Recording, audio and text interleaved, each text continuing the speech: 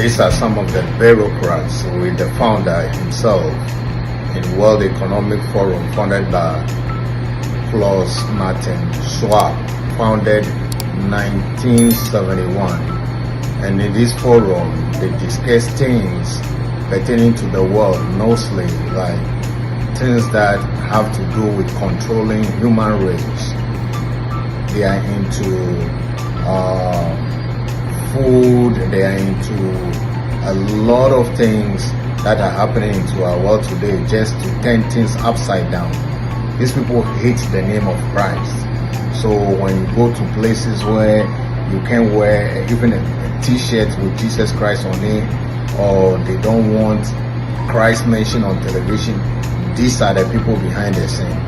All right, you see Al Gore, you see John Kerry, and some other names that you might not be familiar with, but these are the meetings they have.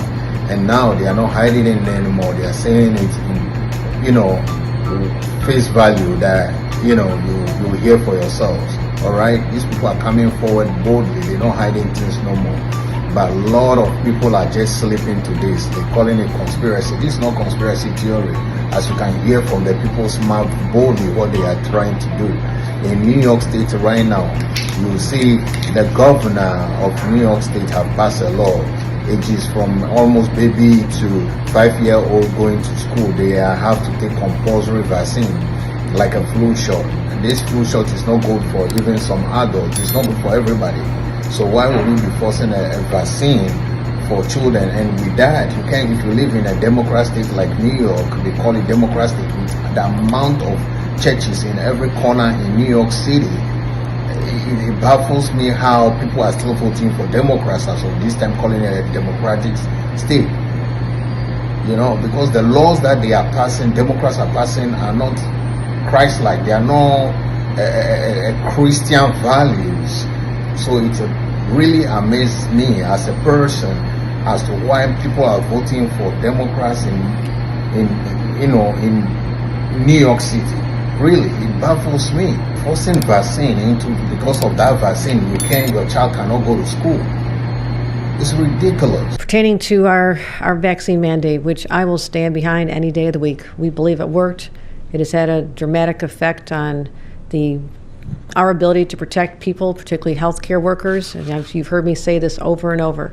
When someone is sick and they go into an urgent care center, they go into a hospital, they are in need of help because they're in a vulnerable physical state. They need to know that the person taking care of them will not pass on this deadly virus to them or their family members. And that has been the whole objective behind this mandate. I've said it's not something we wanted to do. It's something that this pandemic has forced us to do, and with the results we're looking for. And along with this announcement, the governor also encouraged New Yorkers to get their flu vaccine and showed a new PSA to get more people vaccinated. When you stop and think about it, it's pretty extraordinary that we, select group of human beings, because of whatever touched us at some point in our lives, are able to sit in a room and come together and actually talk about saving the planet. I mean, it's so almost extraterrestrial to think about, quote, saving the planet. And if you said that to most people, they think you're just a crazy tree-hugging, lefty, liberal, do-gooder, whatever, and there's no relationship. But really, that's where we are. First, our global economy is undergoing deep transformation. The energy transition, the consequences of COVID, the reshaping of supply chains are all serving as catalytic forces for the economic transformation. Internationally, we are moving to what some people would call a messy patchwork of powers. There are superpowers, emerging powers, middle powers, regional powers, rogue states, and also large corporate and social media powers, all competing increasingly for power and influence. It's so important to meet people doing the real work, to go to the health clinics, to go to the farms, and understand how people are dealing with today's challenges. There are a lot of challenges. In fact, if you just look at the news, you'd think the world is overall getting worse. And there have been setbacks.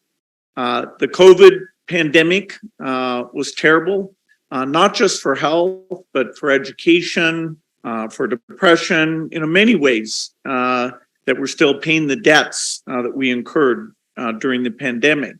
This is where it calls to pray as a Christian and say, who do I vote for, God? The Lord cried Jesus, pray and said, who do I vote for?